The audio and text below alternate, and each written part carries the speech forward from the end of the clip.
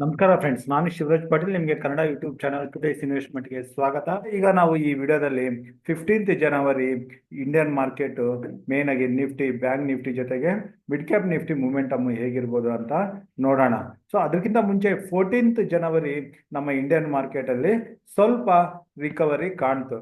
So ಅದನ್ನ ನೀವು ಇಲ್ಲಿ ಸ್ಕ್ರೀನ್ ಅಲ್ಲಿ ನೋಡ್ಬೋದು. ಸೊ ನಾವು ಇವತ್ತಿನ ದಿನ ಬ್ಯಾಂಕ್ ನಿಫ್ಟಿನಲ್ಲಿ 1.43% ಅಷ್ಟು ರಿಕವರಿನ ನೋಡಿದ್ವಿ. ನಿಫ್ಟಿನಲ್ಲಿ 0.39% ರಿಕವರಿ ನಿಫ್ಟಿ ತೋರಿಸ್ತು. Mid cap Nifty, select mid cap Nifty 12,000 ಮೇಲೆ ಬಂದು ಕ್ಲೋಸಿಂಗ್ ನ ಕಂಡಿದೆ 200 ಪಾಯಿಂಟ್ಸ್ ರಿಕವರಿಯಿಂದ. ಹಾಗೂ ಮಿಡ್ ಕ್ಯಾಪ್ ನಿಫ್ಟಿ ಅದರಲ್ಲೂ 425 ಪಾಯಿಂಟ್ಸ್ ರಿಕವರಿ ಬಂದಿತ್ತು. ಇನ್ನು ಬ್ಯಾಂಕ್ ಎಕ್ಸ್ ಹಾಗೂ ಸೆನ್ಸೆಕ್ಸ್ ಅಲ್ಲಿ ಕೂಡ ಇವತ್ತಿನ ದಿನ ರಿಕವರಿ ಬಂದಿತ್ತು.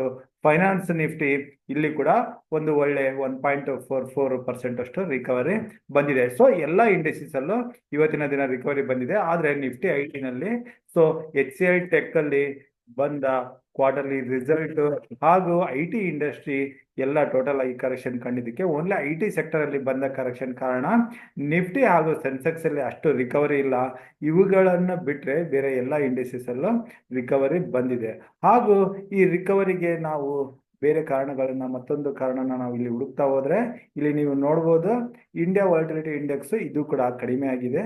3.3% ಅಷ್ಟು 16 ಮೇಲೆ ಇದ್ದಿದ್ದು ಅಲ್ಲಿಂದ ಈಗ ಕಡಿಮೆ ಆಗಿದೆ. ಇದು ಆಕ್ಚುಲಿ ಪಾಸಿಟಿವ್ ಆಗಿದೆ. ಅದ್ರ ಜೊತೆಗೆ ಡಾಲರ್ ಇಂಡೆಕ್ಸ್ 109.5 ಇದೆ, ಇದು ಪ್ಲಸ್ ಅಲ್ಲಿ ಇದೆ.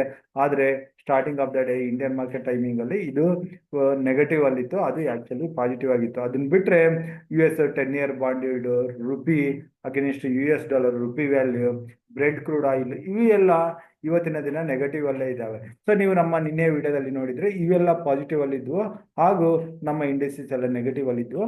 ಇವತ್ತಿನ ದಿನ ಅಂದ್ರೆ 14th ಜನವರಿ ಇವೆಲ್ಲ ನೆಗೆಟಿವ್ ಅಲ್ಲಿ ಇದಾವೆ. ಸೊ ಇದ್ರ ಕಾರಣ ಸೊ ಮಾರ್ಕೆಟ್ ಅಲ್ಲಿ ಸ್ವಲ್ಪ ಸ್ಟೆಬಿಲಿಟಿ ಬಂದಿದೆ. ಸೊ ಇದ್ರ ಜೊತೆಗೆ ನಾವು US ಮಾರ್ಕೆಟ್ ಅಲ್ಲಿ ನೋಡಿದ್ರೆ US ನ ಡೌ ಜೋನ್ಸ್ ಫೀಚರ್ಸ್ ಇಲ್ಲಿ ನಿನ್ನೆ ದಿನ ಒಂದು ಒಳ್ಳೆ ರಿಕವರಿನ ನೋಡಿದ್ವಿ. ಇದ್ರ ಕಾರಣ ನಾವು ಇಂಡಿಯನ್ ಮಾರ್ಕೆಟ್ ಅಲ್ಲಿ ಗ್ಯಾಪ್ ಅಪ್ ಓಪನಿಂಗ್ ನೋಡಿದ್ವಿ. ಅದ್ರ ಜೊತೆಗೆ ನಾಸ್ಡಾಕ್ ಇಂಡೆಕ್ಸ್, ಅದು US ನ ಐಟಿ ಇಂಡೆಕ್ಸ್ ಅಲ್ಲಿ ಕೂಡ ಒಂದು ಒಳ್ಳೆ ರಿಕವರಿ ಬಂದಿತ್ತು. ಆದ್ರೆ ಇಂಡಿಯನ್ ಮಾರ್ಕೆಟ್ ಅಲ್ಲಿ HCI ಟೆಕ್ ಕ್ವಾರ್ಟರ್ಲಿ ರಿಸಲ್ಟ್ ಇಂದ HCI ಟೆಕ್ ಅಲ್ಲಿ ಬಂದ ಕರೆಕ್ಷನ್, ಇತರೆ ಐಟಿ ಸ್ಟಾಕ್ಸ್ ಅಲ್ಲಿ ಕೂಡ ಕರೆಕ್ಷನ್ ಬಂದು ಓನ್ಲಿ ಇಂಡಿಯನ್ ಐಟಿ ಸ್ಟಾಕ್ಸ್ ಅಲ್ಲಿ ಸ್ವಲ್ಪ ಬೇರಿಶ್ನೆಸ್ ಇತ್ತು. ಅದು ಮೇ ಬಿ ಇನ್ಫೋಸಿಸ್ ರಿಸಲ್ಟ್ ಬಂದ್ಮೇಲೆ ಸ್ವಲ್ಪ ಬೇರೆ ಮೂಡ್ ಅಂದ್ರೆ ಪಾಸಿಟಿವ್ ಮೂಡು, ಬುಲ್ಲಿಶ್ ಮೂಡು ಬರೋ ಚಾನ್ಸಸ್ ಇರುತ್ತೆ. ಇನ್ನು ಈಗ ನಾವು ಸೆಂಟಿಮೆಂಟ್ ನ ನೋಡ್ತಾ ಇದ್ರೆ ಸದ್ಯಕ್ಕೆ ನೆಗೆಟಿವ್ ಟು ನ್ಯೂಟ್ರಲ್ ಆಗ್ತಿದೆ ಅಂತ ಹೇಳ್ತಾ ಇದ್ದೀನಿ. ಸೊ ಇನ್ನು ನಾವು ಫುಲ್ ಪಾಸಿಟಿವ್ ಆಗಿ ನೋಡ್ತಾ ಇಲ್ಲ, ನೆಗೆಟಿವ್ ಟು ನ್ಯೂಟ್ರಲ್ ನೋಡ್ತಾ ಇದೀವಿ.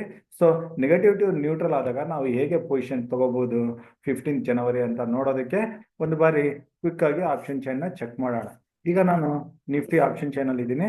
ಇದರ total open interest put side ಅಲ್ಲಿ 20 lakhs ಆದ್ರೆ ಕಾಲ್ ಸೈಡ್ ಅಲ್ಲಿ 25 lakhs ಇದೆ. ಇನ್ನು ಬಿಯರಿಶ್ ಆಗಿದೆ ನಿಫ್ಟಿ, ಏತಕ್ಕಂದ್ರೆ ಕಾಲ್ ರೇಟರ್ಸ್ ಹೆಚ್ಚಾಗಿದ್ದಾರೆ.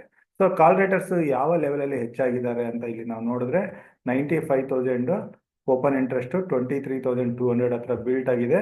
ಇದ್ರ ಕೆಳಗಡೆ 23,150 ಇಂದ ಕೆಳಗಡೆ ಈಗ ಕಾಲ್ ರೇಟರ್ಸ್ ಹೊರಗಡೆ ಬರ್ತಿದ್ದಾರೆ.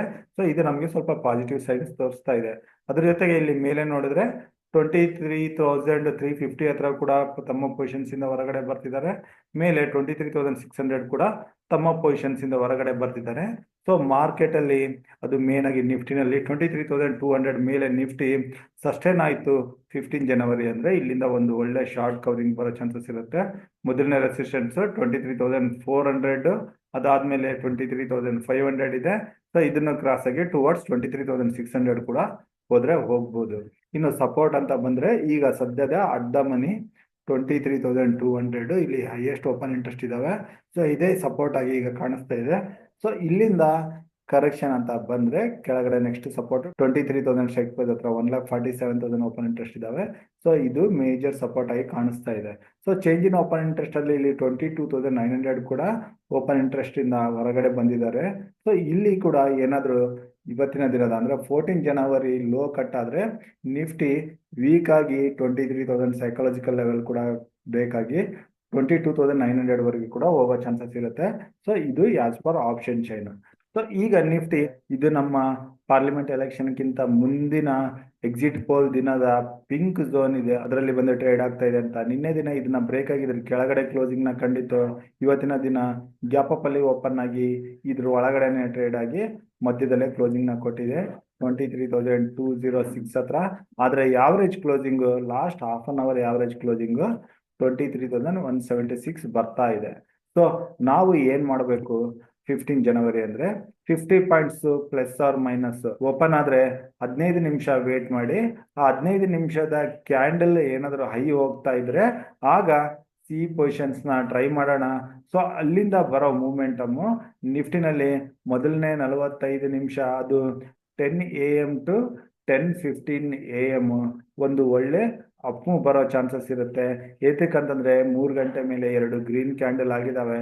ಸೊ ಈ ರೀತಿ ಆದಾಗ ಫ್ಲಾಟ್ ಆಗಿ ಓಪನ್ ಆಗಿ ರಿಕವರಿ ಕಾಣೋಕೆ ಶುರು ಆದರೆ ಒನ್ ಸೈಡ್ ಮೂಮೆಂಟಮ್ ಬರೋ ಚಾನ್ಸಸ್ ಇರುತ್ತೆ. ಆ ಮೂಮೆಂಟಮ್ ನಿಫ್ಟಿನಲ್ಲಿ 100 to 150 ಪಾಯಿಂಟ್ಸ್ ವರೆಗೆ ಬರೋ ಚಾನ್ಸಸ್ ಇರುತ್ತೆ.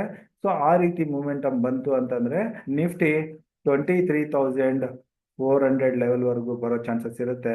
ಸೊ ಈ ಲೆವೆಲ್ ಬರ್ತಿದ್ದಂಗೆ ಇಂಟರ್ಡೇ ಟ್ರೇಡರ್ಸ್ ಇಲ್ಲಿ ಪ್ರಾಫಿಟ್ ನ ಬುಕ್ ಮಾಡ್ಕೋಬಹುದು.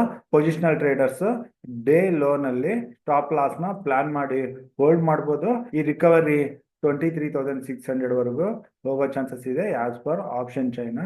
ಸೊ ಇದನ್ನ ನಾವು ನೋಟ್ ಮಾಡ್ಕೋಬೇಕು.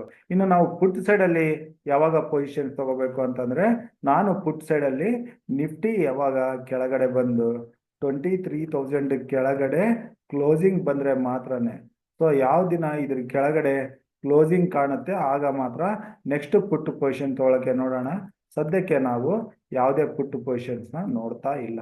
ಸೊ ಇದು ನಿಫ್ಟಿ ಆಯಿತು. ಈಗ ಬ್ಯಾಂಕ್ ನಿಫ್ಟಿಗೆ ಬರೋಣ. ಸೊ ನಾನು ಆಲ್ರೆಡಿ ಹೇಳ್ದಂಗೆ ನಿಫ್ಟಿ ಕಂಪೇರ್ ಮಾಡಿದ್ರೆ ಬ್ಯಾಂಕ್ ನಿಫ್ಟಿನಲ್ಲಿ ಒಂದು ಒಳ್ಳೆ ಮೂಮೆಂಟಮ್ ಇತ್ತು. ನಿಫ್ಟಿನಲ್ಲಿ IT ಇಂಡೆಕ್ಸ್ ಕಾರಣ ಸ್ವಲ್ಪ ವೀಕ್ ಮೂಮೆಂಟಮ್ ಇತ್ತು. ಆದರೆ ಬ್ಯಾಂಕ್ ನಿಫ್ಟಿನಲ್ಲಿ ಮಾತ್ರ ಒಂದು ಒಳ್ಳೆ ಸ್ಟ್ರಾಂಗ್ ಮೂಮೆಂಟಮ್ ICICI ಬ್ಯಾಂಕು ಹಾಗೂ ಕೋಟಕ್ ಬ್ಯಾಂಕ್ ಕಾರಣದಿಂದ ಬಂದಿತ್ತು.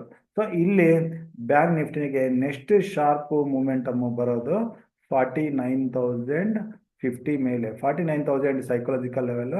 ಅಲ್ಲಿಂದ 50 ಪಾಯಿಂಟ್ ಮೇಲೆ ಟ್ರೇಡ್ ಆಗಿ ಶುರು ಆದರೆ ಅಲ್ಲಿಂದ ಒಂದು ಒಳ್ಳೆ ಶಾರ್ಟ್ ಕವರಿಂಗ್ ಅದು ಬ್ಯಾಂಕ್ ನಿಫ್ಟಿನ 10 ಡೇ ಮೂವಿಂಗ್ ಆವರೇಜು 49,400 ವರೆಗೆ ತೊಗೊಂಡೋಗೋ ಚಾನ್ಸಸ್ ಇರುತ್ತೆ. ಸೊ ಇಲ್ಲಿ ಬೇಕಾದರೆ ನಾವು ಒಂದು ಕಾಲ್ ಸೈಡಲ್ಲಿ ಪೊಸಿಷನ್ಸ್ನ ಟ್ರೈ ಮಾಡ್ಬೋದು. ಕೆಳಗಡೆ 48,900 ಈ ಲೆವೆಲಲ್ಲಿ ಸ್ಟಾಪ್ ಲಾಸ್ನ ಪ್ಲಾನ್ ಮಾಡಿ. ಸೊ ಈ ಮೂಮೆಂಟಮ್ ಬರ್ತಿದ್ದಂಗೆ ಇಲ್ಲಿ ಪ್ರಾಫಿಟ್ನ ಬುಕ್ ಮಾಡ್ಕೋಬಹುದು. ಇನ್ನು ಪೊಸಿಷನ್ಸ್ ಟ್ರೇಡರ್ಸ್ ಆಲ್ರೆಡಿ ಹೇಳ್ದಂಗೆ ಡೇ ಲೋನಲ್ಲಿ ಸ್ಟಾಪ್ ಲಾಸ್ನ ಪ್ಲಾನ್ ಮಾಡಿ ಹೋಲ್ಡ್ ಮಾಡ್ಬೋದು.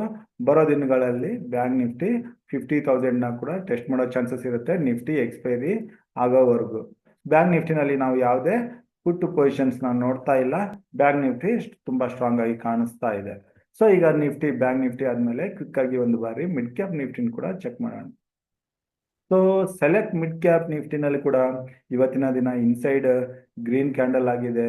ಸತತವಾದ ಕರೆಕ್ಷನ್ ನಂತರ ಸೊ ಇದು ಡೇ ಹೈನಲ್ಲೇ ಬಂದು ಕ್ಲೋಸಿಂಗ್ನ ಕಂಡಿದೆ. ಸೊ ಇಲ್ಲಿ ಇಮ್ಮಿಡಿಯೇಟ್ ಆಗಿ ರೆಸಿಸ್ಟೆನ್ಸ್ 12,150 ಹತ್ರ 200 ಡೇ ಮೂವಿಂಗ್ ಆವರೇಜ್ ಇದೆ. ಸೊ 12,150 ಮೇಲೆ ಮಿಡ್ ಕ್ಯಾಪ್ ನಿಫ್ಟಿ ಟ್ರೇಡ್ ಆಗಕ್ಕೆ ಶುರು ಆದರೆ ಇದು ಡೈರೆಕ್ಟ್ ಆಗಿ ನೆಕ್ಸ್ಟ್ ರೆಸಿಸ್ಟೆನ್ಸ್ 12,350 ವರೆಗೆ ಬರೋ ಚಾನ್ಸಸ್ ಇರುತ್ತೆ. ಈ 200 ಪಾಯಿಂಟ್ಸ್ ಮೂಮೆಂಟಮ್ನ ಕ್ಯಾಚ್ ಮಾಡೋಕ್ಕೆ ನಾವು ಮಿಡ್ ಕ್ಯಾಪ್ ನಿಫ್ಟಿನಲ್ಲಿ 12,150 ಮೇಲೆ ಟ್ರೈ ಮಾಡೋಣ. ಇನ್ನು ಇದ್ರ ಕೆಳಗಡೆ ಯಾವುದೇ ಟ್ರೇಡ್ನ ಸದ್ಯಕ್ಕೆ ನಾವು ನೋಡೋದು ಬೇಡ. ಸೊ ಏತಕ್ಕಂದ್ರೆ ಇಲ್ಲಿಂದ ರಿಜೆಕ್ಷನ್ ಕಂಡ್ರೆ ಅಗೇನ್ ಸ್ವಲ್ಪ ಶಾರ್ಪ್ ಕರೆಕ್ಷನ್ ಬರೋ ಚಾನ್ಸಸ್ ಇರುತ್ತೆ. ಸೊ ಹಾಗಾಗಿ ಇಲ್ಲಿ ವೇಟ್ ಮಾಡಿ 12,150 ಮೇಲೆ ಹೋಗ್ತಿದ್ದಂಗೆ ಇಲ್ಲಿ ಬೇಕಾದ್ರೆ ನಾವು ಕಾಲ್ ಸೈಡಲ್ಲಿ ಕೆಳಗಡೆ 100 ಪಾಯಿಂಟ್ಸ್ ದೂರದಲ್ಲಿ ಸ್ಟಾಪ್ ಲಾಸ್ನ ಪ್ಲಾನ್ ಮಾಡಿ 200 ಪಾಯಿಂಟ್ಸ್ ಟಾರ್ಗೆಟ್ನ ಇಟ್ಕೊಂಡು ಟ್ರೇಡ್ ಮಾಡ್ಬೋದು. ಸೊ ನನಗೆ ಮಿಡ್ ಕ್ಯಾಪ್ ನಿಫ್ಟಿನಲ್ಲಿ ಇದೊಂದೇ ಸೆಟಪ್ ಇದೆ.